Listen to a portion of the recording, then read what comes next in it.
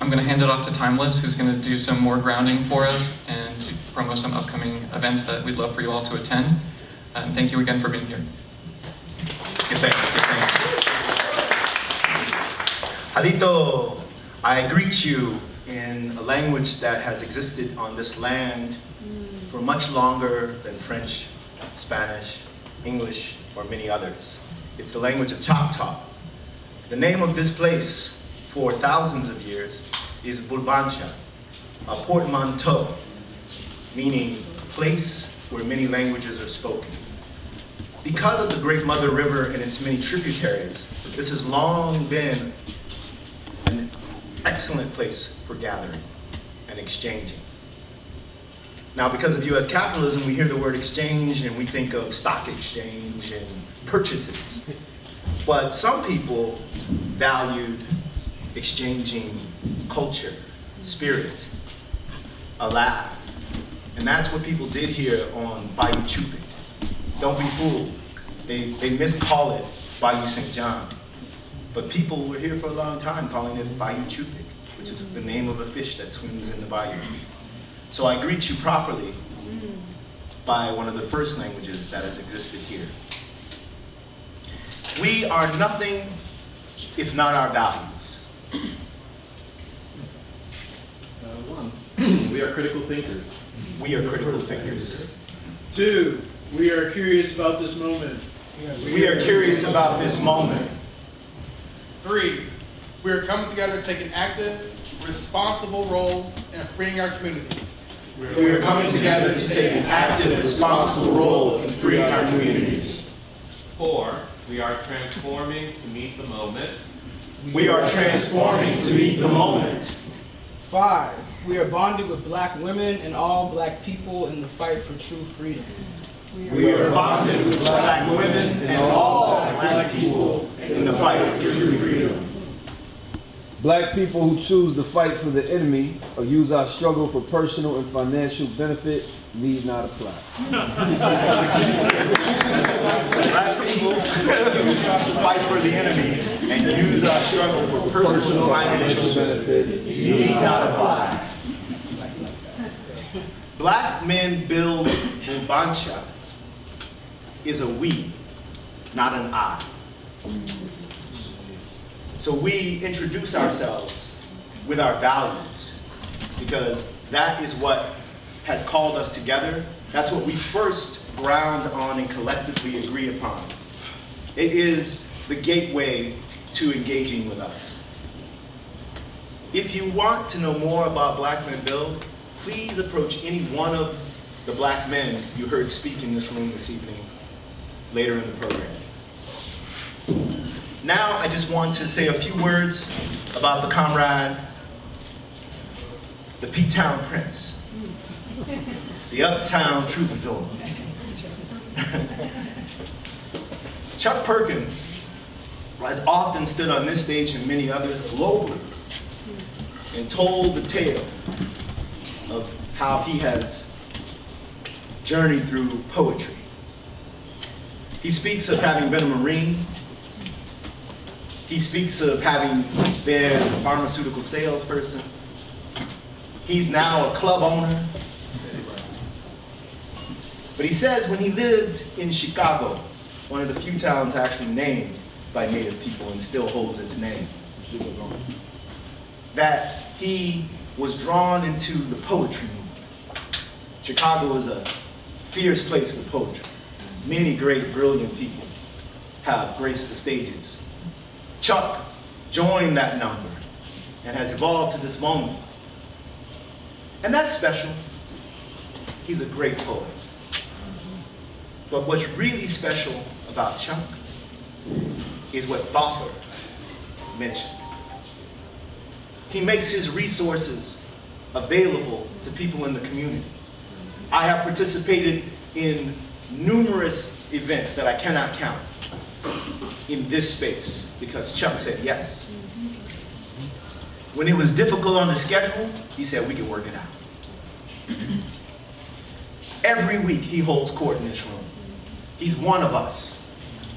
He's a club owner. He's in the owning class, but he's still one of the people. So, please, Chuck, if you'll join me on stage. He has a special relationship with Mwalimu, Gerald Horne. I say Mwalimu because over 200 million people in this world speak the language of Kiswahili. It's the most spoken African language on the planet. It is the lingua franca of Pan-Africanism. The idea that the fate and liberation of all African descendant people on the planet are bound together. Black men build, we are nothing if not our values. Chuck Perkins. Thank you. Thank you, Timeless. Tell you real quick how I know Dr. Horne. I actually just saw a video, this maybe like 10 years ago or something. I saw him on a video. He was at a university in California. And before he said a word, he kissed the stage. And he said, this is for all the ancestors, the ones who fought them on the African coast, on the slave ship, in the islands, on the mainland. And you know, I was like, man, I love this guy. And then it just so happened that I was in touch with a guy out of California who said, hey, I know Dr. Horne, I'll give you his number. And at the time I had a radio show on WBOK, and I just called to ask if I could interview him. And I ain't gonna lie, y'all, Dr. Horne came to my radio show, and I was honored, but I was asking him about all these other authors. And he was like, so, when are we gonna talk about one of my books? And I said, you know, Doc, I saw you on this video, so I'm gonna be honest, I'm not that familiar, but I tell you what, you give me the books to read, and I'm gonna read it, I'll call you back and we talk about it. He said, okay, the apocalypse of settler colonialism and the counter-revolution of 1776. I've been hooked ever since. I flew all the way to New York to hear him talk about white supremacy confronted, right? And it's cool because if there's a part, if I'm reading one of the books, I could, if there's something I'm a little confused about, I could just call Dr. Horne on page 70. You said this, what do you mean by that? You know, but anyway, I'm gonna do a poem before we get started. And this poem is for brothers like Dr. Gerald Horne. Because not long ago, I was talking to some kids in the school, and I said, if you're not a reader, and you just fed this mainstream historical narrative, right? That's the only thing you get. You will grow up secretly hating yourself, right? But we got people like Dr. Horne that's out there doing the work and correcting that narrative. And so this poem speaks to him and other brothers like him. It says, be careful when courting the past, because history can look you in the eye and with a straight face tell a bold-faced lie. Working class black people made me. I witnessed the daily calculations, not the grotesque caricatures of blackness from universal pictures my kingmakers had depth. I watched them claw their way through the crucible of captivity, outgunned and outmanned, traveling an impossible road from no education and illiteracy to inadequate education. There was still too much talent in the room, possessed by black men and women. Even in the tormented souls who had been ground to shells, vestiges of wisdom were visible. Before attending school and without ever being told, I knew Mali, Ghana, and Songhai existed. The world could not make sense without their ingenuity. Timbuktu had to exist, and of course the Dogon understood string theory thousands of years before Columbus. I knew that black people were inventors. I felt it in my gut my grandpa could fix whatever was broke.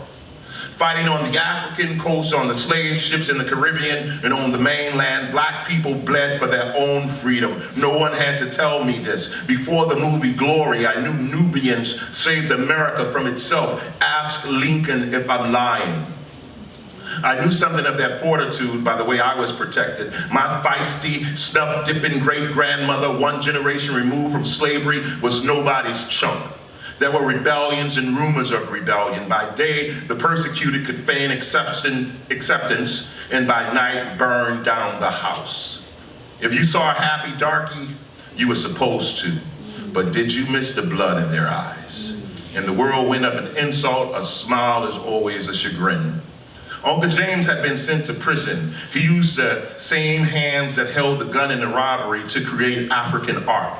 Angola was the penitentiary named after the country, a ubiquitous insult to the diaspora. It used to be a plantation, and it still is. Every mention of its name guided my uncle's chisel. His wood carvings were black. The subjects had broad features. They held court on the walls in my house. I woke up to their stoic gaze every morning. An African aesthetic was elevated in my home. When I crawled into the world, I already knew black was beautiful. And then I went to school, gazing at chalkboards for 17 years, from kindergarten to college, turning page after page, learning only about the brilliance of white men. They had a monopoly on inventive genius. The sons of Ham, well, we could only claim slavery. Whatever steps taken towards civilization, we could think white people and white Jesus. It's a false equivalence, education synonymous with whiteness, but this is what I learned. Forget about them backward Negroes. Speak the King's English. Learn about Aristotle. Get some whiteness in your life. Since I didn't want to be white, the pursuit of scholarship became an act of self-betrayal. So I rolled a J and let my pants sag. What I learned about black people from living with black people made me proud. What I learned about black people in school brought me shame. All these years on planet Earth, and the folks who look like me ain't do nothing but pick cotton with all black classmates and mostly black teachers. This is what school taught me.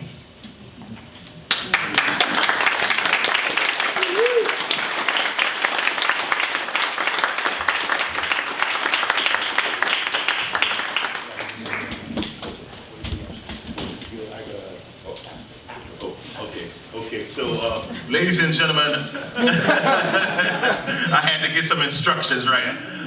My bad, Dr. Horne. I want y'all to give it up for this brilliant historian. We should all be so proud that he's right here on this stage, Dr. Gerald Horne.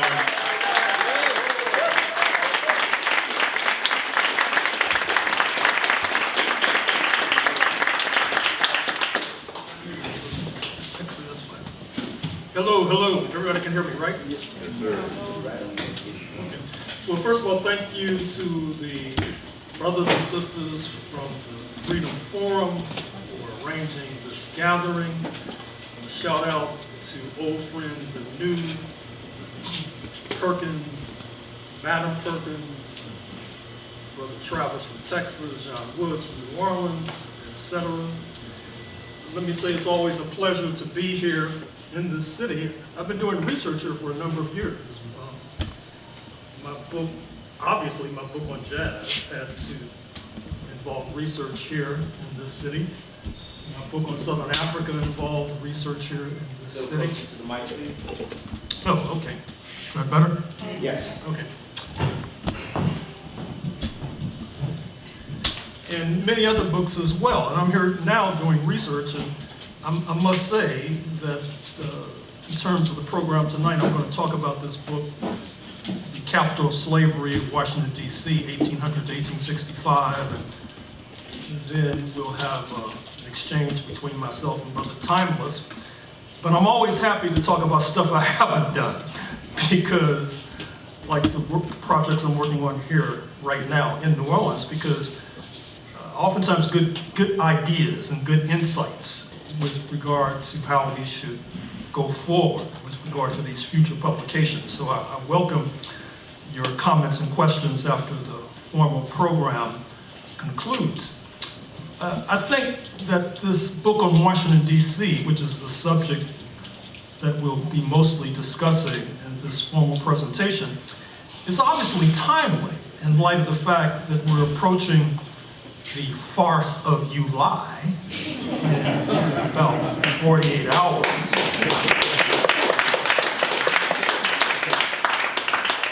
Because this travesty is going to be unfolding Washington, D.C. within 48 hours is resonant with regard to the tragic and unfortunate history of this land. Let me just make a few points about 1776, which of course can be found in my book, The Counter-Revolution of 1776, not to mention a countless number of podcasts and interviews that you can find on YouTube. That is to say that one of the many reasons that black people have been treated so horribly and atrociously in this land is because our ancestors fought vigorously against George Washington's forces. Even patriotic historians acknowledge that by several orders of magnitude, the number of black people who fought against George Washington's forces was significant and profound. And when you fight a war and lose, which is basically what happened to Africans in this continent, you can expect to be pulverized and penalized forevermore. And unless and until you can turn the tables, which we began to do shortly thereafter, as a result of the event that I know you are familiar with, speaking of the Haitian Revolution, 1791 to 1804, which had tremendous impact on this part of North America.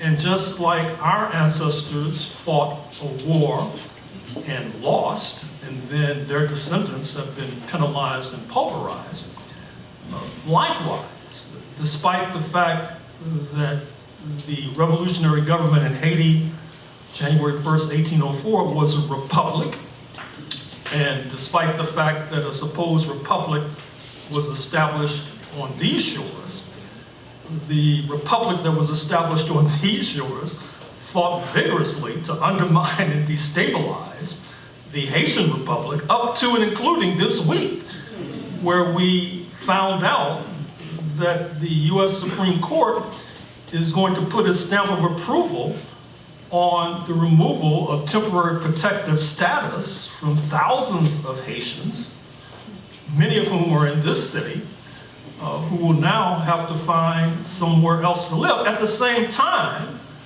quite typically, despite the anti-immigrant ethos of the DC fat boy, and I'm not talking about Billy Stewart, despite his anti-immigrant ethos, we know that there are thousands of Afrikaners who have been admitted into this country, Afrikaners being the descendants of the settlers in South Africa, predominantly Dutch and French ancestry, who are now basically existing because of our tax dollars. At the same time, Haitians are about to be expelled. I think that sums it up and says all you need to know about the fruits of 1776. But you should also know that in 1776, there were thousands of enslaved Africans in the so-called 13 colonies. And footnote, one of the points you may want to ask me about is the numerous colonies, including British Florida, that did not revolt against London and joined the 13 colonies. But in any case, there were thousands of enslaved Africans in 1776. In 1861, on the verge of the US Civil War, there were millions. And yet, some of our friends on the left try to convince us, as they join the right and center in celebrating 1776, that this was actually an abolitionist process that was inaugurated. I'd hate to see a pro-slavery process in light of the fact that the number of enslaved Africans grew exponentially from the thousands to the millions. I mean, what are these people talking about? And let's not even get into the issue that cannot be avoided, which is the dispossession of the indigenous population. That is to say that one of the major reasons why the enslaving class spearheaded a revolt against London was because London had basically issued the so-called Royal Proclamation Line of 1763, where they were trying to restrain the settlers from moving further west, seizing the land of the indigenous and forcing London to expend blood and treasure so that the land could be turned over to land speculators like George Washington, obviously an ancestor of the current speculator in the White House. And if you look at my book on Washington, D.C., what you'll find, among other things, is that when George Washington died, he was one of the most significant landowners on planet Earth. I was able to see his last will and testament. It was almost, well, I was about to say it was almost as long as that statement you saw Mr. Trump give the other day. 927 pages of this billions of dollars of investments he's accumulated since January 2025. It wasn't that long, but it was similarly significant. And that land that George Washington owned, obviously, was the land, formerly, of the indigenous population. Which brings us to the fact that what was established, among other things, in 1776 was a rigid settler colonial regime. And settler colonial regimes should not be unknown to most of you. I've noticed that, interestingly, many of our friends and comrades are more likely to apply the descriptor settler colonialism to historic Palestine, which is appropriate, but they should also apply it here as well. And what's interesting about settler colonial regimes is that they oftentimes involve class collaboration. That is to say, a uniting across class lines of the settlers. Class collaboration is how you explain why Donald J. Trump received 77 million votes in November 2024. It would be mathematically imprecise to suggest that 77 million voters out of a population of 335 million come all from the 1%. The numbers don't add up. Obviously, he had support, I'm afraid to say, in the middle class and in the settler descendant working class. And likewise, the unpaid sector of the working class, as noted, speaking of the population described as enslaved, disproportionately fought against the establishment of this new regime that emerged in 1776. We should also take cognizance of other settler revolts in terms of trying to explain what transpired here. Many of you are familiar, I'm sure, with Zimbabwe, formerly Rhodesia, and you may recall that in 1965, these settlers, European settlers, led by Ian Smith, revolted against the logic of one person, one vote and African decolonization, just like in 1776, as their leader, Ian Smith, pointed out, the settlers here revolted against the prospect of being restrained from seizing more land and the prospect that London would be in the forefront of restraining the enslaving class, for example. And then, of course, there's Algeria. Before independence in 1962, you may recall that there was a bloody and bitter revolt of the settlers. The only thing one can say in defense of the settlers here is that in Algeria, they tried to overthrow the regime in France, for example, including assassinating Charles de Gaulle. You might be familiar with the novel and movie Day of the Jackal, which deals in part with that. To the best of our knowledge, although one of the things about history is that you're always uncovering new realities, but to the best of our knowledge, George Washington and company were not trying to necessarily overthrow the regime in London. They just wanted to seize the land here. At least that's what we have been told thus far. And so that brings me to the capital of slavery, Washington, D.C., 1800 to 1865. Now, you know, I'm sure, that before this capital was established in Washington, D.C., there was a capital in Philadelphia, and there's just been a legal battle royal because the DC Fat Boy wanted to remove a plaque at George Washington's residence in Philadelphia that talked about slavery, including research about one of the enslaved Africans under his control, speaking of Ona Judge, who fled successfully from his clutches and was able to survive. If we had a better film industry in this country, there'd be a blockbuster movie about Ona Judge. That case, I understand, is still in litigation, but it's been going back and forth like a ping pong game in terms of our side winning at one level of the litigation and then DC Fat Boy and his comrades winning at the next level. But in any case, that issue of slavery also descended upon Washington, D.C. And that boomerang spectacularly during the War of 1812, when not only did the indigenous seek to join in the battle against the settlers led by Tecumseh, who actually visited this part of the country from his headquarters hundreds of miles due north in order to try to unite the indigenous population in a confederacy that would fight against the settlers. And Tecumseh, of course, wound up dying during the War of 1812. Also, you may know that enslaved Africans burnt down or helped the invaders to burn down the White House in August 1814, sending President James Madison and his garrulous spouse Dolly fleeing into the streets one step ahead of the posse. And then the Africans flee on British boats to Trinidad and Tobago, where their descendants continued to reside. With that particular revolt, you saw that the settlers were looking for a scapegoat.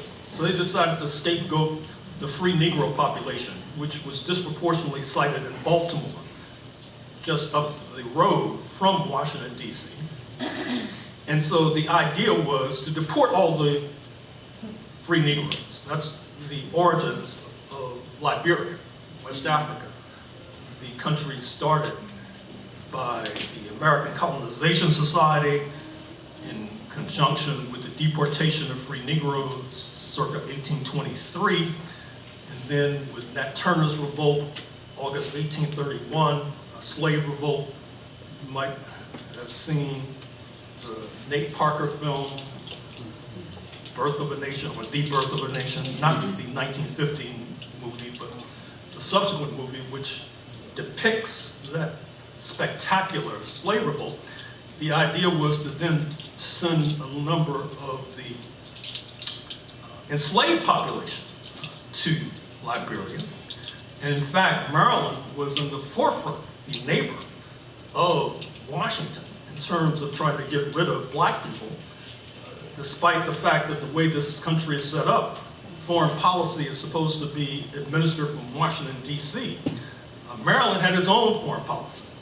In fact, a disproportionate number of the black people deported from North America actually were from Maryland, for example.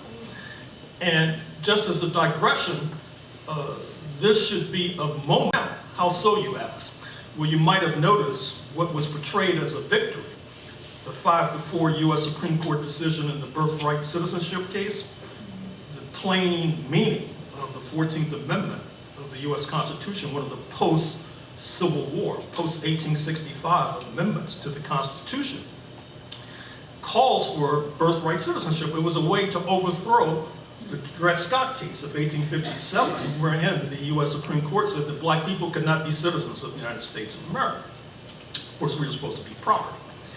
And with the shedding of blood during the Civil War, the Constitution was amended, and you had thought that that was a settled issue, but one of the things we learn in a country like this is that few issues that are progressive are settled indefinitely.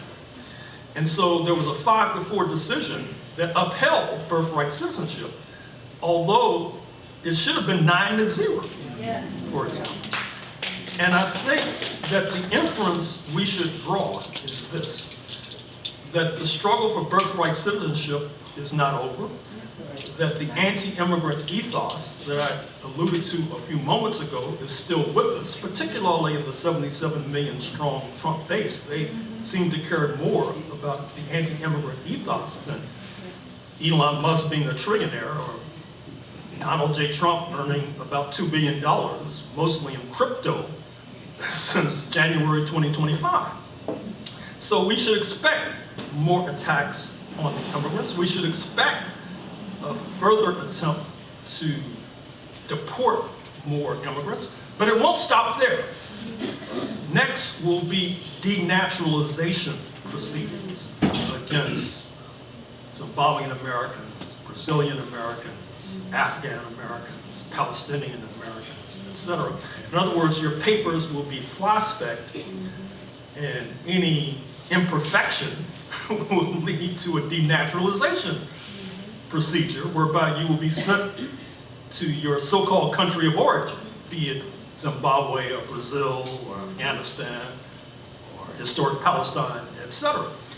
And then there comes the big enchilada, which is somehow getting rid of the black population that was born on these shores. Now, I know that that seems unlikely as of July 2nd, 2026, but it was not so long ago that the very idea of a trillionaire seemed unlikely. It was not so long ago that the very idea of overthrowing women's reproductive rights seemed unlikely. And given the fact that we have precedent, let's return to Liberia, 1823, the idea to get rid of a significant part of the black population. In a book that I worked on here in New Orleans on US and Brazil, one of the things I talk about in that Brazil book is the sainted, vaunted Abraham Lincoln seeking to negotiate with the Brazilians to send all the black people in the United States to Brazil.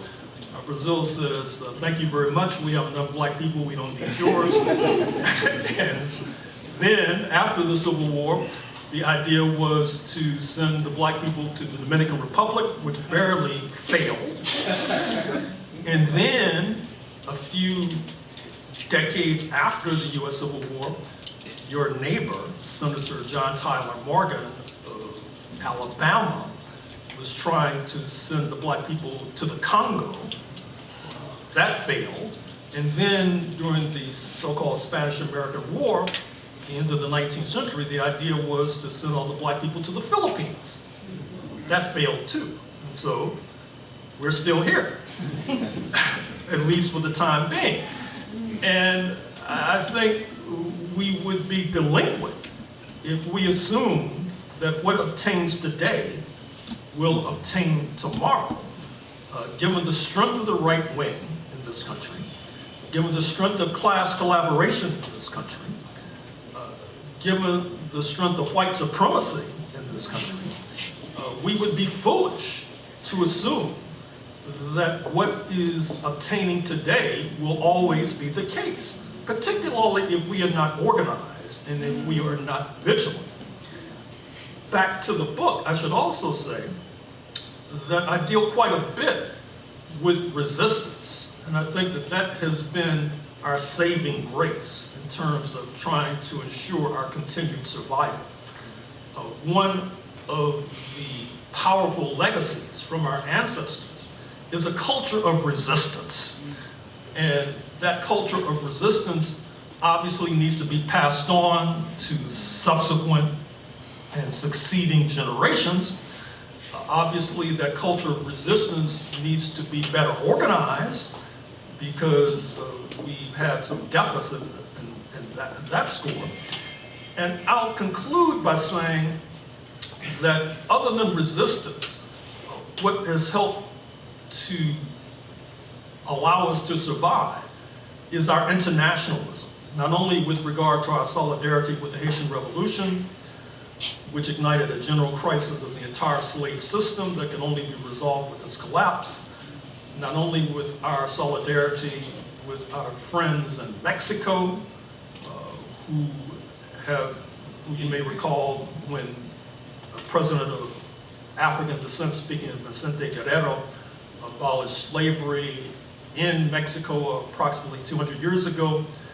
That ignited a secession, successful secession from the Mexican province of Tejas or Texas, establishing once an independent republic, the Republic of Texas, and then a slave-owning member of the United States of America and a vanguard state with regard to the U.S. Civil War, 1861 to 1865.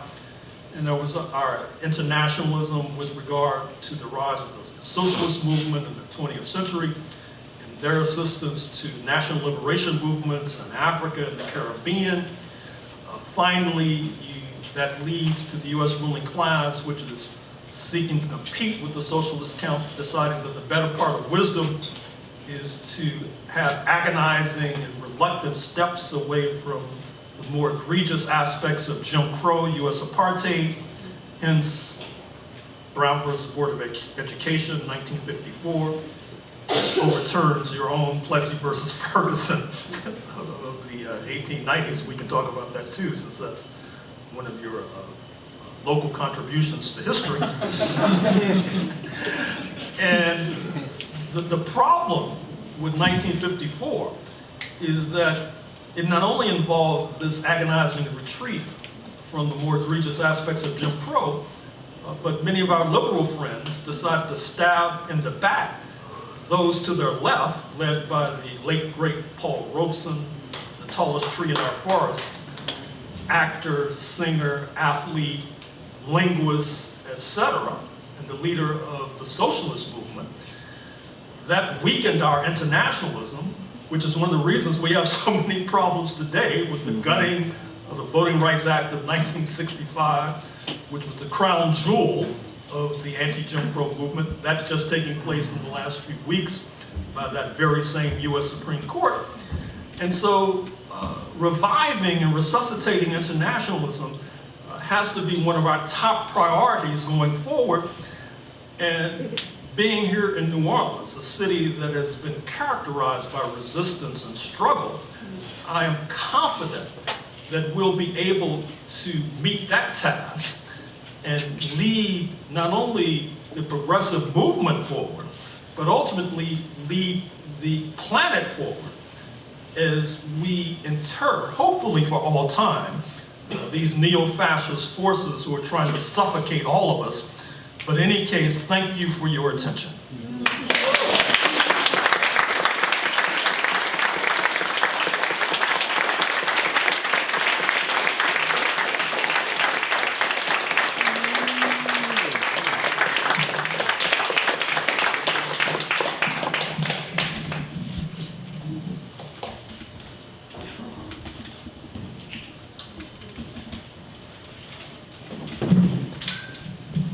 Please, while we can, another honoring of Mwalimu.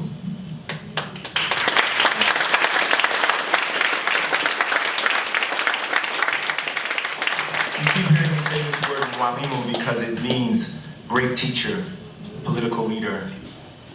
It's a honorific in Kiswahili. That means much more than just a simple teacher. I think you would agree. Good thanks. So in her book, Barakun, The Last Black Carlo, the great anthropologist and folklorist Zora Neale Hurston recounted that when she went to visit Cudjo Lewis, the Dahomey man named Kosola, he talked a lot about his grandfather and his father, and she was patient, as was her nature. She brought offerings. But finally, after a couple of weeks, she said, Kosola, I think what you're telling me is amazing, but I really want to know about you. And he looked at her and said, if you don't understand my grandfather, and you don't understand my father, how can you hope to understand me? So, Mwalimu, Gerald Charles Horne III. Clearly by your name, you are not the first. Please, tell us about your people, a little bit about your people. Well, it's interesting that you mentioned that, because one of the projects I'm working on now is a book on Mississippi slavery. And this is familial insofar as far as I know, my ancestral roots are traced back to the Magnolia State. More specifically, the area around Starkville and Columbus and West Point. The story of the black people fleeing Mississippi, of which there were legions, is that those with the least amount of resources wound up in St. Louis, and those with a little bit more resources wound up in Chicago. And of course, I was born in St. Louis.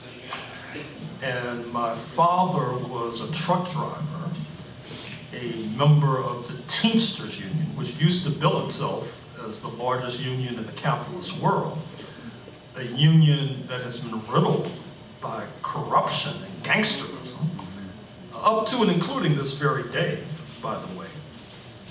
And you might recall that the current leader of the Teamsters, Sean O'Brien, spoke at the GOP convention in 2024, and is still very close to the GOP. So I was born and raised in St. Louis, born in a Jim Crow hospital that no longer exists, and was able, as a result of the anti-Jim Crow movement and the attempt of the U.S. ruling class to deodorize and sanitize its stinky record, I was able to take advantage of certain opportunities to go to college, university, and wind up here. Which colleges and universities? So I went to Princeton University as an undergraduate in a law school at the University of California at Berkeley, and then for history studies, Columbia University in New York City. And if I'm not mistaken, I read that you come from North St. Louis, from Mill Valley, That's right. Mill Creek Valley? That's right, at the Missouri Historical Society as we speak. There's a wonderful exhibit, actually organized by my sister, Thanks. about Mill Creek Valley, which is, it's a typical story. It was a black community in the heart of St. Louis, not that far from downtown. And the rulers decided that they should build a highway through our neighborhood, so they forced all the Negroes to move and built this highway. It was catastrophic. It was disastrous. But fortunately, some of us were able to survive. Claiborne Avenue? Yeah. Anybody ever heard of that? All over America. Probably all over the world.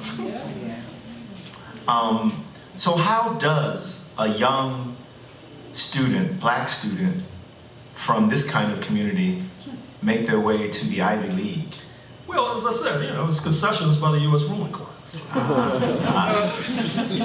So, like Malcolm X says, can you make that plain? Concessions by the U.S. ruling class? As I said, they had a dilemma as Africa was surging to independence. I talk about this, in fact, in my other book on Washington, Revolting Capital, which deals with Washington, D.C., 1900 to 2000. Because a good part of that book deals with Howard University, the historically black university on the hilltop. And Howard historically, sorry? The Mecca. Exactly. Howard historically had been admitting students from the Caribbean, from West Africa, etc. The problem was that as these nations were surging to independence, the cops in Washington could not necessarily distinguish West Africans from black Americans. In fact, as I say in the book, at one point the US State Department had made the decision that West African students should have a lapel button that they could wear so they could enter restaurants and other facilities that black Americans were barred from. But that didn't work very well because black Americans could counterfeit the buttons and, you know, put on your dashiki and appear to be Congolese, Ghanaian, for example. And so there was this tremendous pressure globally to do something about Jim Crow, just like apartheid in South Africa. It took an international movement to bring down apartheid in South Africa, which makes it all the more poignant and unfortunate that the kind of anti-immigrant ethos that you see in this country is now visiting South Africa. Just on June 30th, these anti-immigrant activists in South Africa had a manifestation where they said that all undocumented workers have to leave. And of course, you've had Mozambicans that have been killed in South Africa. I say all that to say that there was tremendous global pressure on the United States in the 1960s. By the way, don't pay attention to this gray hair. This is a dye job. I was told I'd look more distinguished if I did. So I decided to. On brand. Yeah. And so there was this tremendous pressure to do something.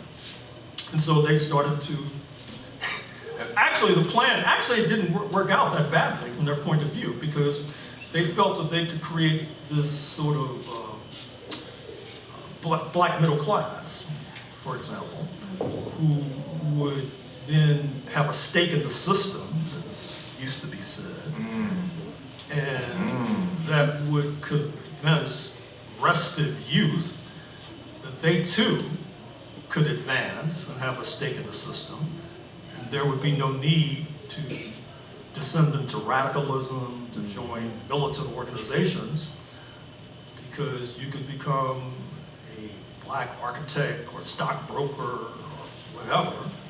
And to a certain extent, that panned out. I mean, it sort of worked to a certain extent, but obviously it didn't work 100%. Otherwise, I wouldn't be here right now. So, speaking of, let's leave the humanities for just a moment and do a small little exercise in math. Anybody prepared to dust off their cobwebs and do a little ciphering and figuring with me? I read that you left graduate school after attaining a law degree and an undergraduate degree and a PhD in 1982? Yeah, that was about it. That's about right. And I also read that you've published like over 50 books and hundreds of scholarly articles. Is that also true? It's in the ballpark. It's close. So I ain't the sharpest tool, but it's only been about 46 years since 1982. 44. 44. Is it 44? All right. Like I said, I'm not the sharpest tool in the box. So that's even better because 44 years, how many books a year have you been producing? You know. Enough? I mean, I do a lot of traveling. I'm here in New Orleans all week doing research. A few days ago, I was in Atlanta working on another project. Before that, I was in St. Augustine, Florida, working on another project. And I'll be in Mississippi a good deal of August, working on this Mississippi slavery project.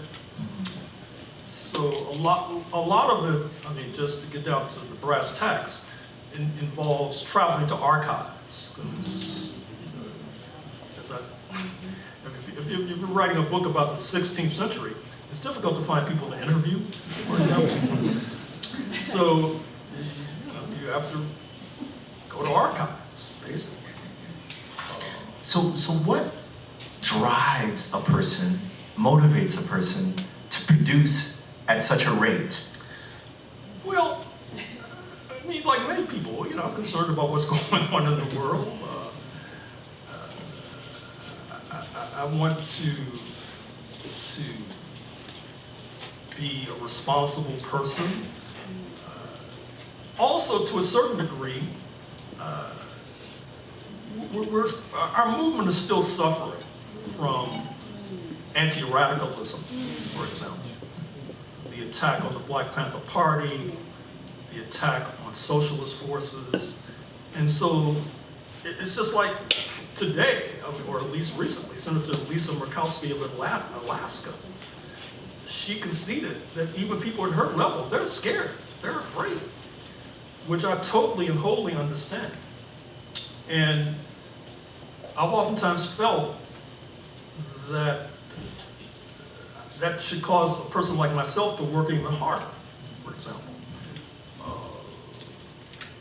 You know, as the saying goes, I've seen more yesterdays than I'll see tomorrows. And if they come after me, well, you know, I've lived quite a long time, so I'll be ready. So I'm trying to be productive. I'm trying to set an example for our youth and also make a contribution to humanity to justify my space on this small planet.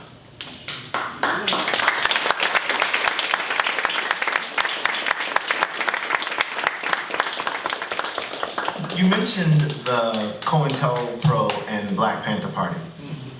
What do you know about the Black Panther Party? You know, the book I published in, what was it, 2024, Armed Struggle, Panthers and Communists, Black Nationalists and Liberals in Southern California through the 60s and 70s. It has quite a bit about the Black Panther Party. I would like to think that it's one of the better accounts of their history, not only in Southern California, but also at their headquarters in Northern California. I also wrote that book as sort of a cautionary note, because the idea was to pick up the gun, and what I was trying to suggest was that obviously I'm not against armed struggle in principle. Otherwise I would not have backed armed struggle in Southern Africa or the Cuban Revolution, etc. But if you're going to do it in a place like this, you have to have an analysis of the forces that are arrayed against you. You should probably have a rear base as well. For example, in Cuba, unfortunately, the Panthers had many problems, I'm afraid to say, with the Cuban government. And so that was the purpose, part of the purpose of writing that book. So I actually, plus I worked with the Panthers when I was in Berkeley. I oftentimes tell the story. Agents in the room, did you hear that? They already know. So I was teaching at this prison. This is in the early 1970s, believe it or not. And one of my students, his name at his government name, as they used to say, was Donald DeFreeze. And I lent him my copy of a book by Frederick Inglis, which I recommend, The Origins of Family and Private Property of the State. It's very interesting. And unfortunately, I never got it back, which is one lesson about lending out your books. But one of the reasons I didn't get it back is he died in a shootout with the LAPD, because he was accused of the Patty Hearst kidnapping. That'd be the Symbionese Liberation Army? Exactly. Shootout? Exactly. Oh, Patty Hearst. Yeah, it was very, very tragic, very unfortunate. So I say all that to say that you know, I used to work at the Panther headquarters in East Oakland. So would you say, in addition to the many monikers that you qualify for, activist and movement person is also one? Oh yeah, of course. Okay. Okay. Some scholars eschew being an activist. Yeah. I understand. I mean, because hey, right wing is on the march in this country. They're taking no prisoners. You mentioned Engels and, you know, by extension, Marx. It strikes me that you bring a particular approach to how you write history. What does the phrase historical materialist mean to you? Well, let me put it in concrete terms. I mean, when our friends on the left talk to us about the United States and why they consider the creation of the United States to be a great leap forward for humanity, they point to the Bill of Rights. The first 10 amendments to the U.S. Constitution. The First Amendment, among other things, guaranteeing freedom of religion. Now, a materialist analysis of the First Amendment would not necessarily conclude that this comes full-blown from the brains of these Enlightenment figures like Thomas Jefferson, the child molester and enslaver, that it comes from material conditions. What are the material conditions, you ask? Well, the settlers needed every warm body they could wrangle in order to confront the indigenous and corral the Africans. And so therefore they were able to surmount, for example, the anti-Semitism that pockmarked Western Europe and incorporate Jewish migrants into the hallowed halls of whiteness. And the First Amendment guaranteeing freedom of religion facilitated that. In the book aforementioned on the Panthers, I mentioned that one of the key so-called Indian fighters in Southern California happened to be a Jewish American, for example.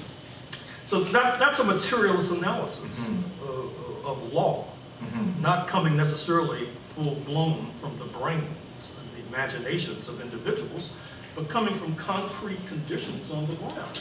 Or if you look at the Second Amendment, the right to bear arms. Obviously, this only applied to the settlers. The Negroes did not have the right to bear arms. That's for damn sure. Otherwise, slavery would have ended decades earlier. And the strategic objective of the settlers was to keep weapons out of the hands of the indigenous population. So obviously, the Second Amendment comes from the need to have these militia. Of course, we still have militia in this country. That was the import of the DC Fat Boy trying to arrange the slush fund going to January 6th defendants so that he could have this off-the-shelf militia to discipline the rest of us if we choose to object to, for example, stealing the November 2026 election.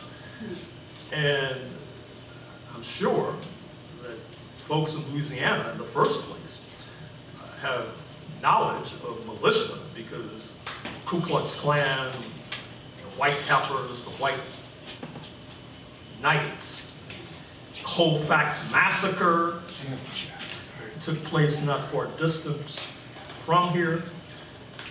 We're all talking about these sort of off-the-shelf militia, for example. And the right wing still argues that the Second Amendment rights are sacred because they say if a government comes to power that they disapprove of, they want to have the ability to shoot them out of power. I mean, I'm not making this up, friends. This is what they tell us. So this is the kind of country we're living in. So you bring me back to the nation's capital. Washington, D.C., the capital of slavery, 1800 to 1865. Correct me if I'm wrong, that's near the Chesapeake Bay? Oh, sure. And the 1619 Project was focusing on the Chesapeake Bay colonies and the so-called original set of Africans who were sold. So there's been a debacle, right, around the argument, I believe, that you are making quite strongly in the capital of slavery. And according to Nicole Hannah-Jones, she used you as one of her sources. And this perspective on the forces of slavery and the interests of the colonial U.S. What of this? What would you say about this? What is the truth of that? Well, I'm not sure how I should respond, but I will say that in 1861, on the verge of the U.S. Civil War, the investment in the bodies of enslaved Africans was the most profitable and lucrative investment of all, for example. It was not a sideshow. It was at center stage. I recall when countries were seeking to imitate the United States and build what they considered to be an advanced capitalist society, countries in Eastern Europe, for example, 3 odd decades ago. And my counsel was, well, if you can find people to work for free for hundreds of years, you can build an advanced capitalist society too, for example. But I'm not sure if that's on offer, and so you may want to take another route. But as I'm sure this audience recognizes, it was not only just slavery, it was the anti-blackness that undergirded slavery. It was the dehumanization that undergirded slavery. For example, this rationale that these Africans were little more than horses and sheep, and just like many people don't think twice about abusing a horse or a sheep, they shouldn't think twice about abusing an African, for example. The religious rationales, like the Curse of Ham, which I'm sure many are familiar with, that particular Christian tale, which helped to undergird enslavement of Africans. So it was profit-making, but there was also all of these philosophical, historical rationalizations that helped to make people feel comfortable with the idea that this system was justified, for example. You have 3 books that begin with the word counter-revolution. It'll be 4 in a few months. So there's counter-revolution, the counter-revolution of 1776, the counter-revolution of 1836, and the counter-revolution of 1893. What, can you unpack this word, counter-revolution, and what you mean by that? Well, they're great leaps backwards, as opposed to great leaps forward. Great leaps backward in terms of eventuating a genocide against the indigenous population, which is what happened in Texas, for example. At the end of the introduction in that book, there's a footnote that lists all of the indigenous populations that were liquidated, systematically exterminated by the settlers, for example. And it reminds me of a previous US president who suggested that drone warfare was effective because the suspects were all killed, and so therefore there's nobody, dead men tell no tales, for example. And counter-revolution also because with regard to 1776, 1836, they eventuated a great leap forward for enslavement of Africans, for example. So in some ways, 1836 was even more significant in that regard than 1776. The book I've mentioned in passing, that'll be out in a few months, the Counter-Revolution of 1858, deals with the Pacific Northwest, which had some of the bloodiest conflicts on these shores, which also led to the liquidation of indigenous populations, and also the attempt to bar black people. Portland, Oregon, for example, has one of the smallest black populations of any major US center because from its inception as an urban node in the middle of the 19th century, they systematically tried to keep black people away because they thought, looking at the example of Florida, that black people would ally with the indigenous.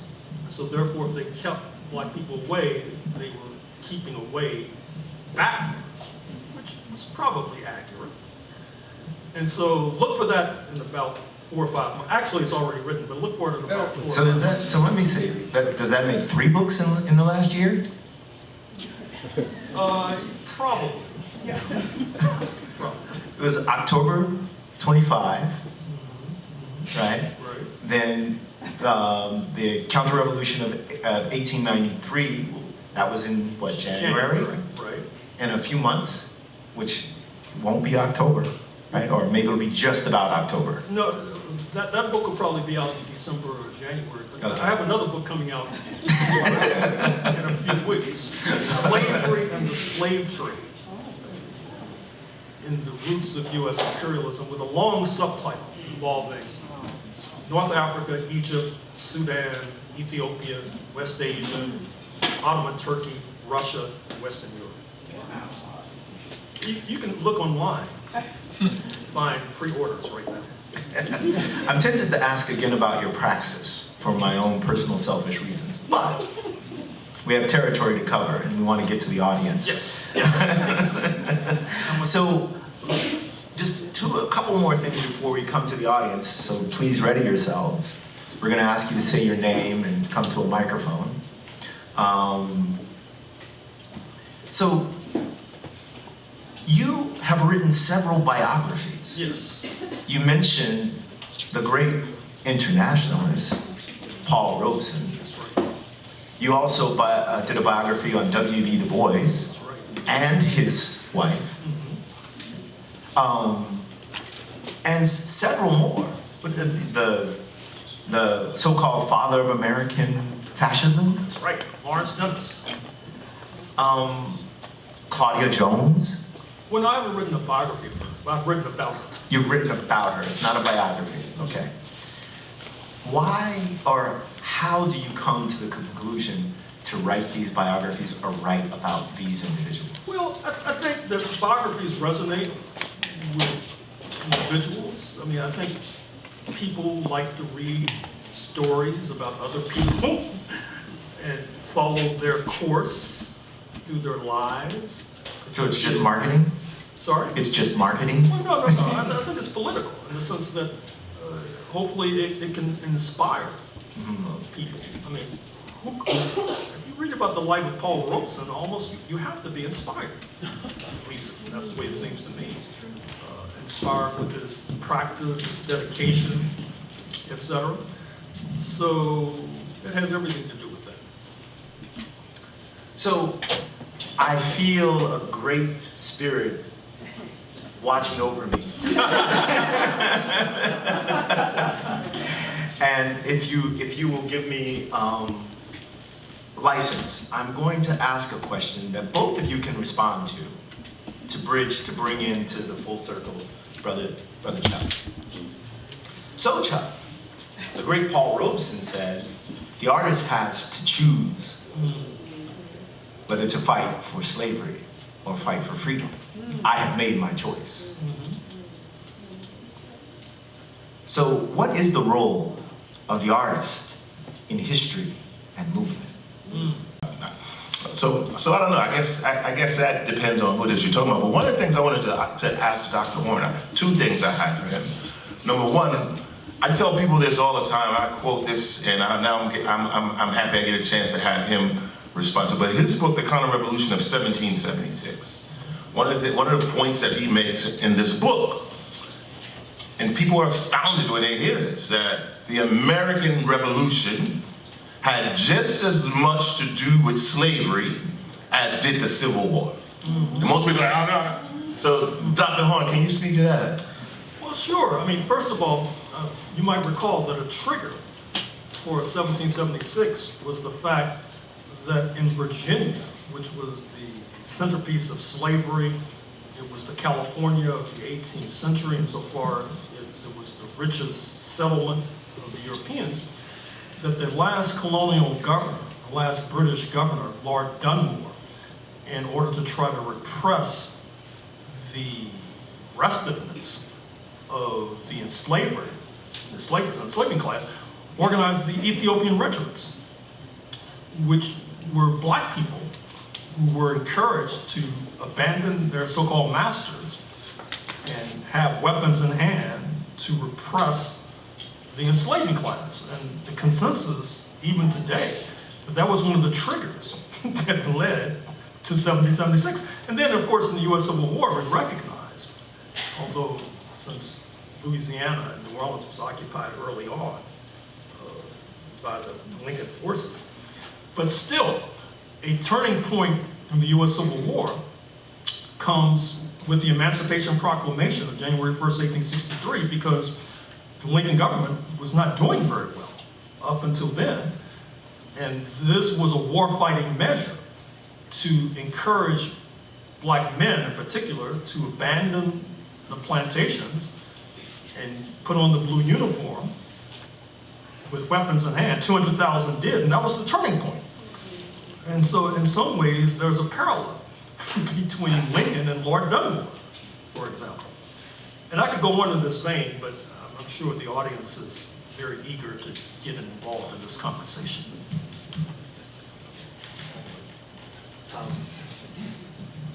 Thank you for that, Chuck. And Malima, we're in Bulbancha, but many know it as New Orleans.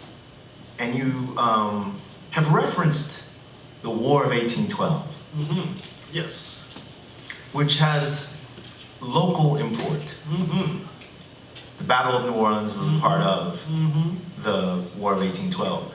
But there is a name that the War of 1812 is known by outside of the United States, the 7 Years' War, right? By some. It's inclusive of that. And it strikes me that you make a great deal out of applying an internationalist analysis to understand the forces of what is going on. And it seems to me that here in New Orleans, as in the other cases that you have mentioned, this is appropriate. Can you talk about how can we understand what's going on locally without an internationalist perspective and what there is to be gained by being an internationalist? Well, just a couple points. One, with regard to the Battle of New Orleans, so-called, December 1814, January 1815, etc. The British forces had a heavy component of Jamaicans, for example. Likewise, the forces under the leadership of Andrew Jackson, I'm sure I don't have to tell this audience your own history, that you might recall that at one point, the way this city was evolving was not unlike the way South Africa evolved, or Brazil evolved. That is to say, not a sort of bipolar racial situation, black, white, for example. But you had what we would call lighter-skinned Negroes, who played a unique role in this city for decades, until they were frog-marched into blackness after the Plessy versus Ferguson decision of the 1890s, where they have been ever since. But you know, history has a way of playing tricks on us, so who knows what the future may bring. But in any case, that particular stratum, they threw in their lot with Andrew Jackson. They expected to get benefits, but you know, obviously they miscalculated and misjudged. Given Andrew Jackson, the future U.S. president, I'm sure many of you have pictures of him in your pocket right now, $20 bill, Mr. Trump's favorite president, a former not only enslaver, but slave dealer of all things. And as was his tendency, he to stab these lighter-skinned Negroes in the back and helped to pave the way a few decades later, or actually a number of decades later, for what eventuated after Plessy versus Ferguson of the 1890s. All of your many years of study and time spent in the archives and putting out all these books in the Asian Pacific, in the American continent, in other parts of the world, it seems it has prepared you for, how many of you have heard Around the Horn, the Gerald Horne? I see some hands in the audience. Can you treat us to one of your patented quick summaries or analysis of the current geopolitical moment before we go to the audience? Well, obviously China's on the march. I'm going to write a book about U.S.-China relations in a few months. And obviously, the rise of China, which is the defining feature, at least that's the way it looks right now, of the 21st century, it comes in part because of miscalculation by the people who ruled this country. I would say that they over-determined the Soviet Union to the point where they cut an anti-Soviet deal with China, and in return, China got massive direct foreign investment in the United States, which has created this juggernaut. As a matter of fact, I was at the Carter Library in Atlanta a few months ago, and so this is when the paramount Chinese leader, Deng Xiaoping, was meeting with Carter and Brzezinski. And so they're trying to get a fix, and so they're saying, so Mr. Deng Xiaoping, how long do you think this antagonism with the Soviet Union is going to last? He said, 10,000 years. And you can almost see their two thumbs up. But it didn't turn out that way. And so now China's in the passing lane. The United States has just suffered a staggering defeat in Iran. As a matter of fact, there are some who are suggesting that the United States, despite spending $1 trillion on the military, might be reduced to being a hemispheric power. Hence the next move. The problem is that with the losses abroad, the rulers of this country might try to heighten exploitation here at home, particularly with AI, which obviously we should all be concerned about. Not only in terms of this threat to jobs, but also that it might deep six the economy. There's this overinvestment created this bubble. Those who were around in 2008 know that these bubbles can pop, and then people lose their retirement pensions, they lose their homes, it leads to increased suicide, etc. So we have a lot to be concerned about. Thanks. So, audience, astute, erudite, distinguished audience, please come to this microphone if you'd like to make a remark or ask a question. I see people making their way from the rear, some familiar faces. Timeless, our books are also here.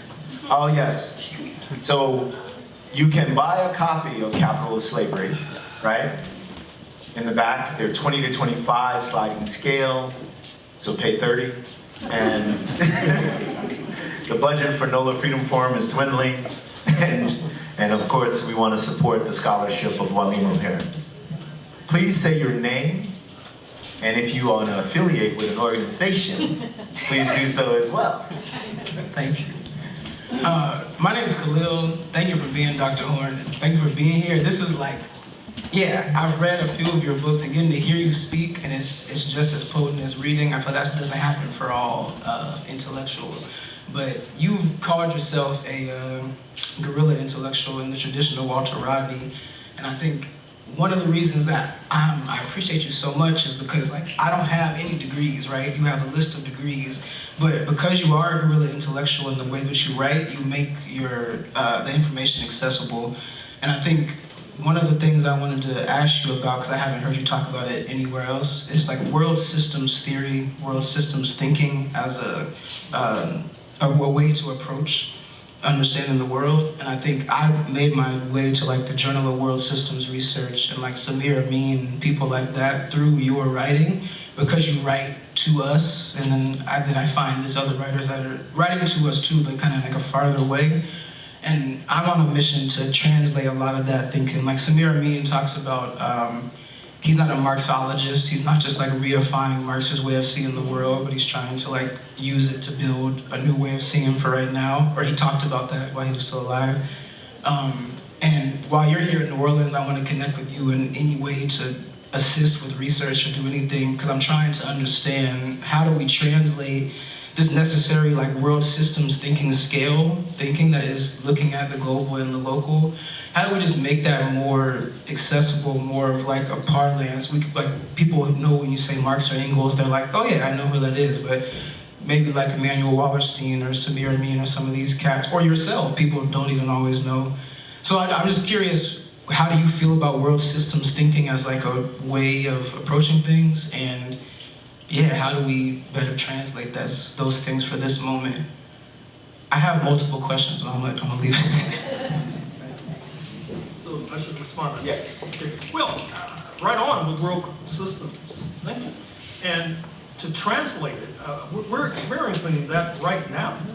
What I mean by that is that the systems we're talking about, one, of course, is capitalism, which you don't have to tell this audience about because we're experiencing it every day, but also socialism. And one of the more interesting developments in the United States of late has been the victory of social democrats. Not only in New York City a few days ago, but in Colorado just the other day. And in fact, a factoid to pay attention to is that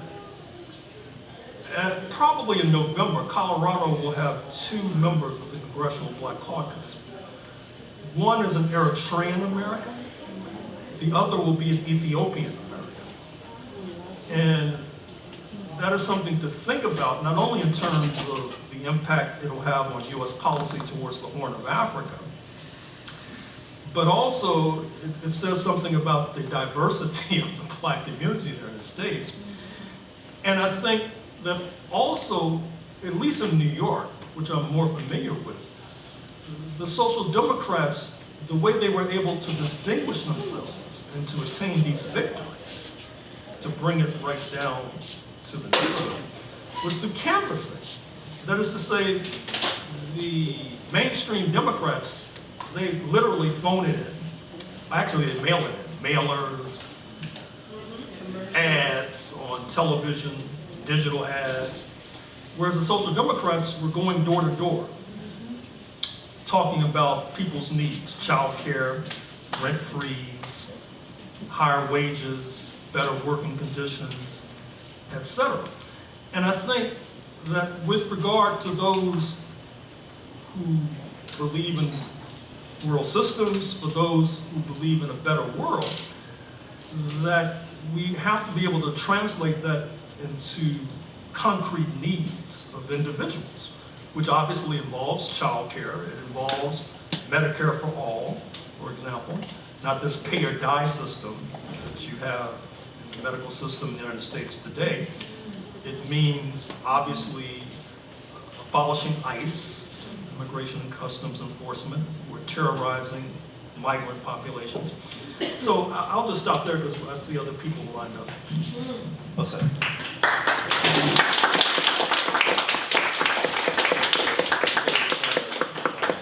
Name, please. Osai, hey.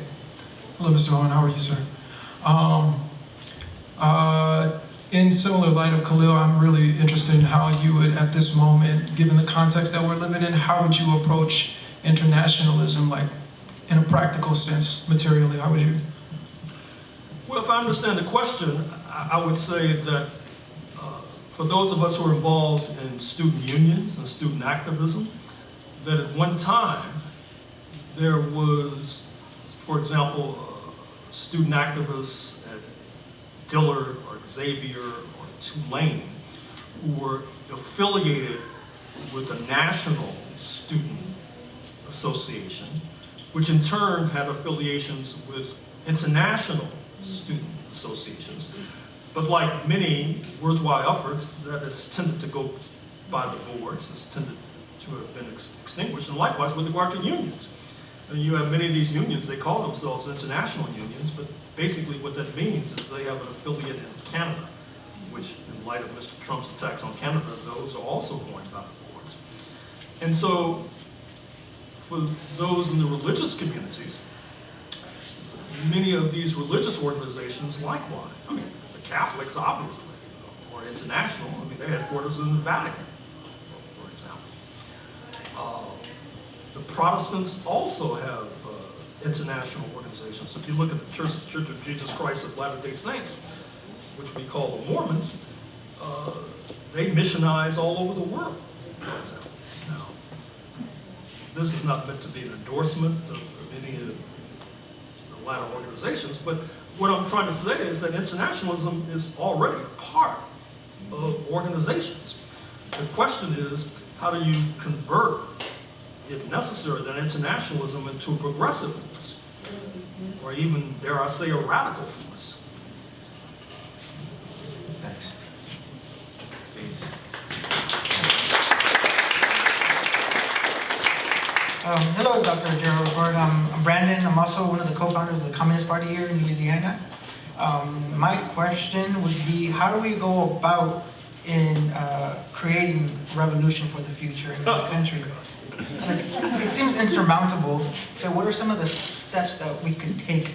Because as a professor in academia here in the US, I've followed what Gramsci has proposed in creating the counter-hegemonic form of education to counteract that capitalist form of education.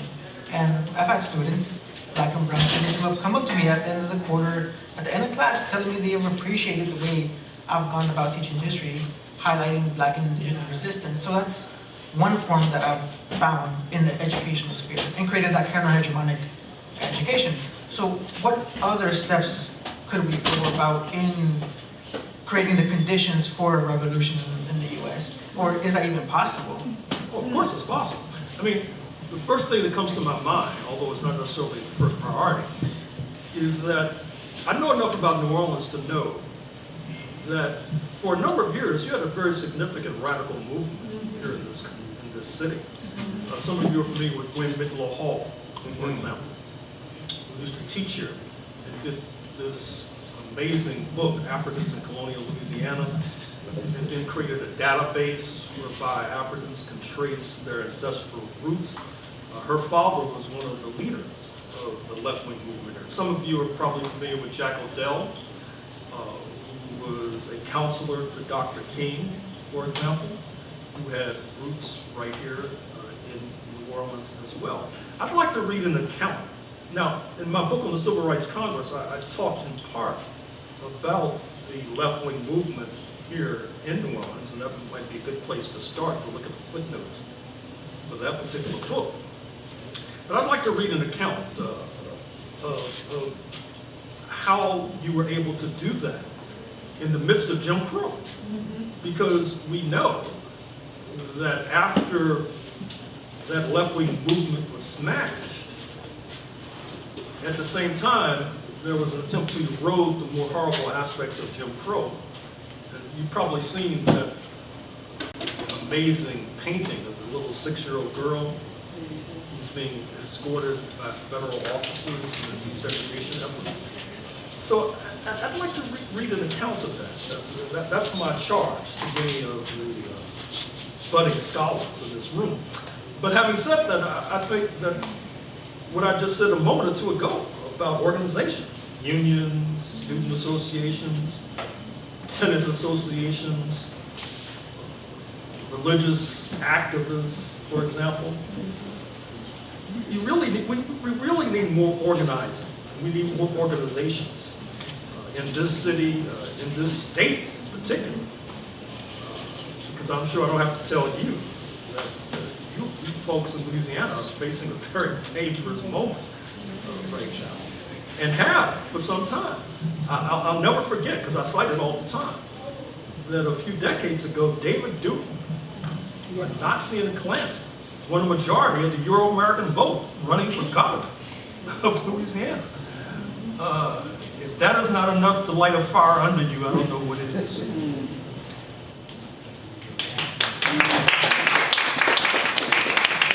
My name is Eric Hudson, and I'm with an organization called Desire Up. It's from the Desire Projects in the 9th Ward. And I'm not representing Dillard University, but I do work there.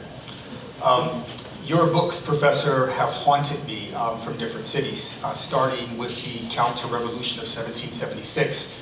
I was struggling with Gestalt theory until I read that book, and then I understood Black Jacobins, and confronting Black Jacobins reaffirmed Chicago, reframed Chicago from what I thought was Chicago. That's where I was born.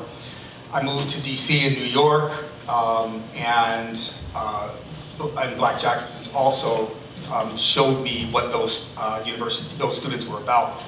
My question is, I see Black Jacobins as a group of enslaved Black people who organized each other fighting hard for an ideal, which was the French Revolution.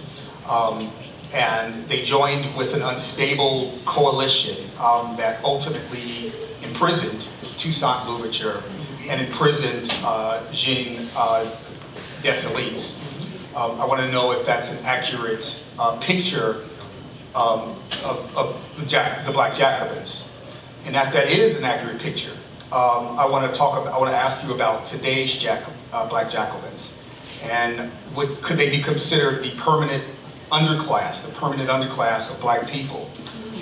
Those faces at the bottom of the well who are totally alienated from gentrifiers, non-profiteers, liberals, many leftists, and compradors and tokens, and the bourgeoisie of all colors. If that's true, what will be the spark to start a revolution here in New Orleans? Oh my God. Well, with regard to Toussaint, obviously he was captured and prison, died in Europe, as you know. Interestingly enough, one of his erstwhile comrades, Jorge Biasu, they broke at a certain point. Biasu winds up moving to Spanish Florida and dies in St. Augustine. He's oftentimes described as the first Florida retiree. I'm not sure how to get a handle on this question about New Orleans. I'm not from here. It would be presumptuous for me to pontificate about what people of New Orleans should do, other than what I've already said, which is that there needs to be more organized. There needs to be tenants unions, student unions, workers unions, etc. Obviously, if you find the political parties are inadequate, you should do what they did in New York, which is try to take them over. And of course, preceding the DSA victories a few days ago was the organizing of the Working Families Party in New York. Even in California, where they tried to eliminate third parties, now the Democratic Party feels that that's going to have to change, because the way they did that, they organized the so-called jungle primary. I think you have jungle primaries here, where all candidates run in one primary. We don't have jungle primary, but in California, that's what they did. So just a few weeks ago in California, they were facing the prospect of having 2 Republicans on the ballot in November, which was obviously untenable. That's not going to happen, but that was possible. And Schwarzenegger eliminated the regular way of the ordinary primary system, because that was a way to get rid of the Peace and Freedom Party, which I used to chair in California, by the way. But with this brush with 2 Republicans to vote for November, now the Democrats are going to bring back the old system, which will bring back the Peace and Freedom Party. So it would be presumptuous for me to tell people in 12 months what to do, but in any city, you need more organizing. You need more tenants unions, workers unions, student unions. If I may facilitate a little bit, I've heard a few questions that are related and similar that have surfaced now, the Black Jacobins, i.e. The issues of the Haitian Revolution. We are in Louisiana, which is, the Louisiana Purchase does not work out the same way without the Haitian Revolution. We had a direct uprising in 1811 that was inspired by the Haitian Revolution. You have written much about how oppressed peoples and people of African descent are not without agency and bystanders to their own oppression. And I feel like some of these questions are coming from that kind of place. Can you connect some dots? What do you mean? Can you talk about how these former, you mentioned that we have a radical tradition here in New Orleans, right? And in Louisiana. And I agree wholeheartedly. The whole state has produced amazing. Because I believe, my answer to that would be that wherever people are experiencing genocide, slavery, oppression, they resist. It's the natural instinct, right? But we often talk in history books, in the mainstream history books, as if people are just like bystanders in their own history. And I've heard you quite eloquently speak to this, and that's why I was hoping to be more clear this time.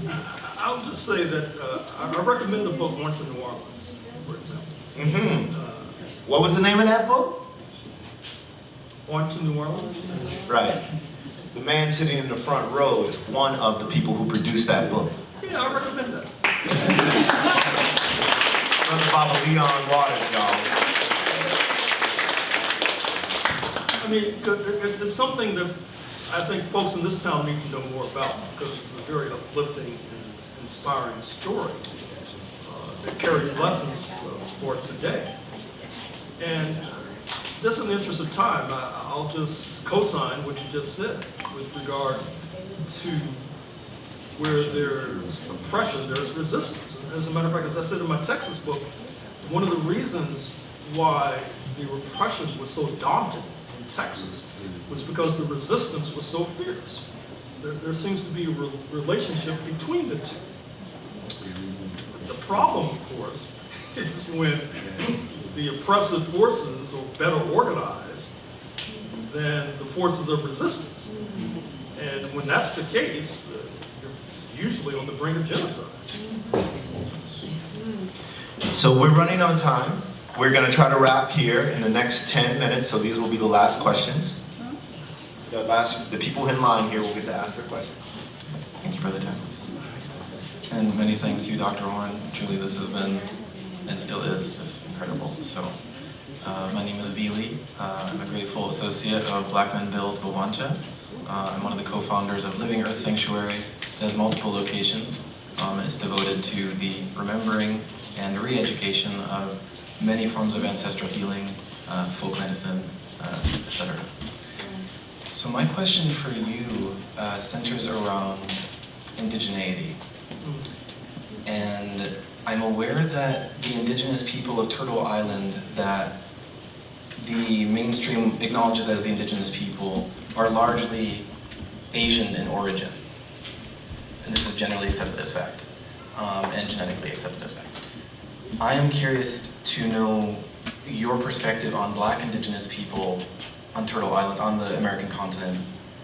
I'm much more of a storyteller than I am a historian, so certain factoids can not be as clear in my memory.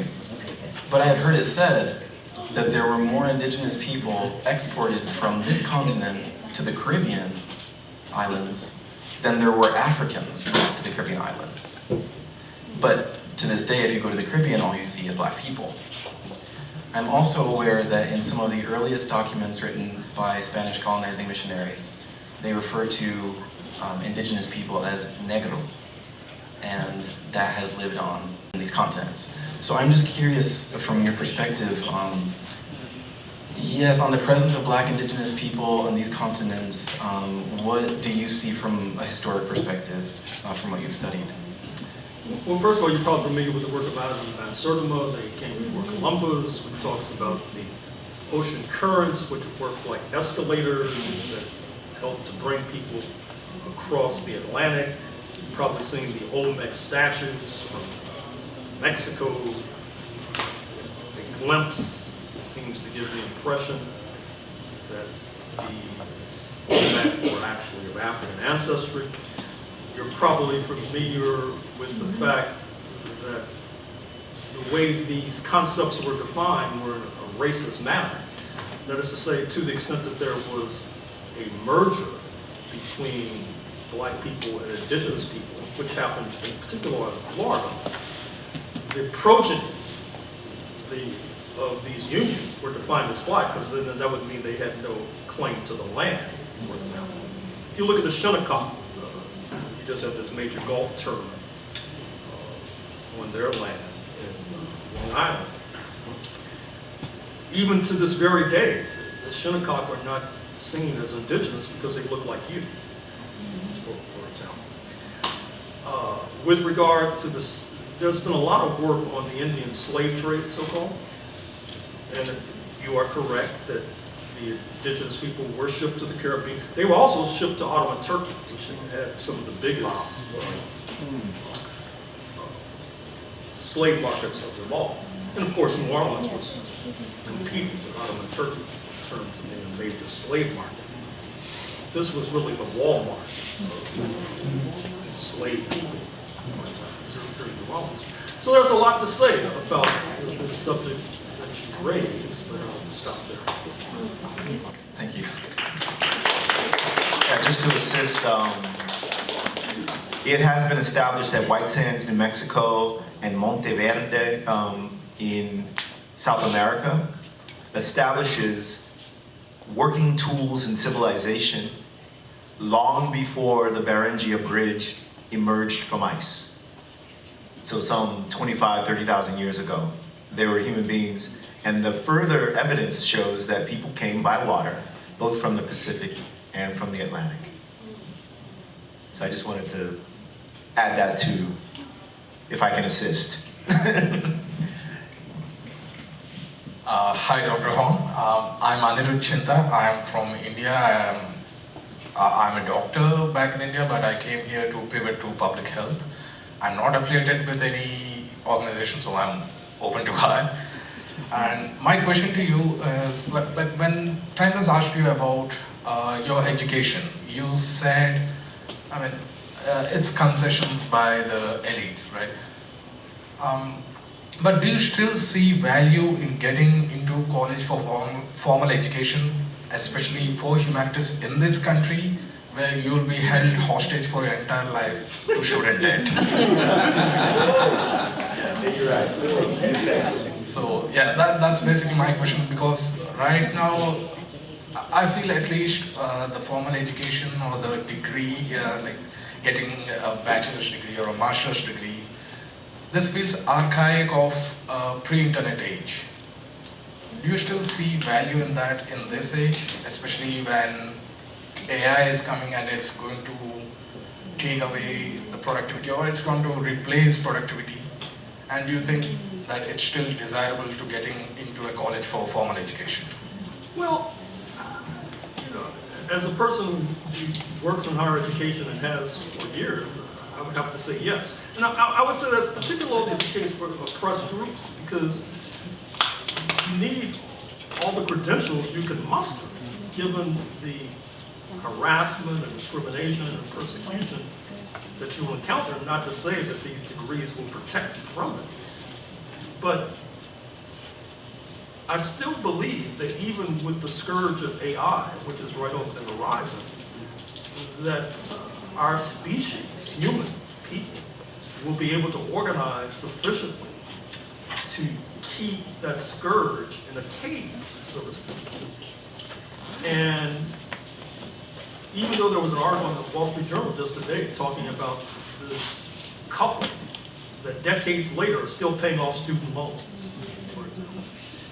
And that resonated with me, but I have to believe that even if you set aside the question of education for vocation, education as a matter of intellectualism and improving your mind is of value. For example, setting aside education as vocation, that is to say, getting educated to find a job. There's something to say about sharpening your mind, sharpening your brain,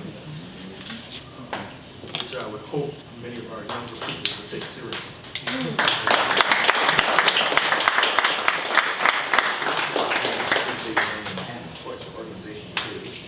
My name is Terrence, and I'm of the Party for Social Liberation. I have just a relatively simple question. I just want to know your personal thoughts, I guess, on a framework of Afro-pessimism. Give me a taste of that. Well, I'm not a pessimist. I'm an optimist. And despite the formidable barriers we're now facing, I understand this concept of Afro-pessimism. I understand the progenitors of it. But I'm not part of that school of thought. So be it. One last closeout. Beloved, so I have to take her question. Oh, thank you so much for letting me make the cut. Hello, Dr. Horne and everyone. My name is Raji. I am part of a people's education program here in the city in the 9th Ward as part of an organization called Rethink, which I encourage all Black folks to check in about. If you're curious, you can ask me. I also identify as an aspiring revolutionary educator, specifically for K through 12. And so I think the question I have for you is, because I don't move through a lot of academic circles, though I try to do my own research, do you have any people that you can recommend as folks to study and translate, specifically that are technologists, that maybe have something really important to share about how we can interact with the technology that we are inheriting, that a lot of the younger people that I work with day to day are really being just like horribly shaped by in so many ways, but also have to look to as a space of possibility. So whether that's people who are like really on some hacker kind of vibe, or really just are able to write astutely about things, I find that hard sometimes in just my own self-research. So I'm wondering if you have people you can recommend. Well, when I was much younger, there used to be this group called Science with People. They published journals, newsletters. I don't know what happened to them, but I'm sure that there must be analogous organizations today. I can't think of anything off the top of my head, however, but I'm sure that a competent surgeon will be able to turn up these kinds of organizations, for example. Because they must exist in Seattle and in Silicon Valley. I have to believe that. It's just that I'm not familiar with it. Seems a little dismal, but I appreciate you letting me know. All right, so now, everyone, before we close out, we're going to make a few announcements, things that I know everybody in this room wants to know about. Please welcome to the stage Ayana Molina. Can you come up the step? One of my comrades who's working on a Black Power Doc Film Fest to raise funds for Black August memorials. And so she's here, yeah, so if you turn your attention to the screen, and she's gonna tell you all about it. All right, y'all, greetings. I wanna say thank you to Dr. Horne for your enlightenment today. And thank you to Timeless for inviting me up. And so we are having a fundraiser for Black August. Are we clear about what Black August is? No. It doesn't seem like I'm preaching to the choir. Tell us about it. Yeah, Black August is a commemoration of political prisoners, but also it started in the prison system. And it started in California, and my comrade, Tueri, began Black August here as a commemoration of fasting, of learning, of preparation, the whole month of August. And so we have been doing it for the last 23 years here in New Orleans. If you've ever been to a Black August International South commemoration of Black August, you can clap or raise your hand. We've been doing this for a long time. It's been really powerful. And so we have to fundraise because we're having Louisiana, New Orleans Black Panthers who will be engaging with us with workshops and panel discussions. And so we want to pay them, right? We want to give them a little money, so we want to make sure that we make some money. And so in order to do that, we are doing a Black Power Docs Film Festival right here at Cafe Istanbul, okay? Let's give Chuck a big hand one more time. We love you, Chuck, because he's always willing to host beautiful things like this. And so you are invited to come through. Our first one will be July 9th, and it will be nation time. We're watching it and also discussing it, which is a really important part of being together in a revolutionary sense, right? Is talking together and connecting. And then the following one will be on July 23rd, and that is Fundi, the story of Ella Baker, who is an amazing grassroots organizer and woman in the revolution. And so that is July 23rd. We do have some QR codes down at the bottom. If you can't make it, if you just want to donate to Black August, all are invited to our Black August commemoration events. Our Brother Timeless is creating a calendar real soon about all the events because, no? So comrades who I've been asking for your Black August dates, this is what I'm talking about. You see, I'm in trouble already. Yes, we do need a calendar because Black August International South is the one that has been doing it for the last 23 years. And so people around New Orleans have Black August commemorations and we want to come together and support each other's time, right? And my brother talked about organizing. And the time is now. It was way long time ago, right? But it's really now. So come on and join in with us as we build for organizing New Orleans, organizing for Black power in New Orleans, and the power of the people, right? All of us. And so I just want to thank you. Any questions? I know I breezed through that pretty fast, but I know it's time to go. All right. As we say always, give thanks. Ayana Molina. Much love and respect. If you do have questions, this is not the last opportunity. There's still some probably traces of something over there on that table, and we can just ask people, just go up to people. Like I said at the beginning, if you have questions for Black Men Build Lubantia, please find one of the people who shouted out those values at the beginning. If you have questions for NOLA Freedom Forum, which, comrades, please join me on the stage. Brother Chuck, you're gonna come back to the stage? Give thanks, give thanks. And so one last appreciation and last word, if you have one. Do you have any words that you want to? No, just thank you for inviting me. Thank you for your attention. And y'all heard that? The struggle continues. Yes, I.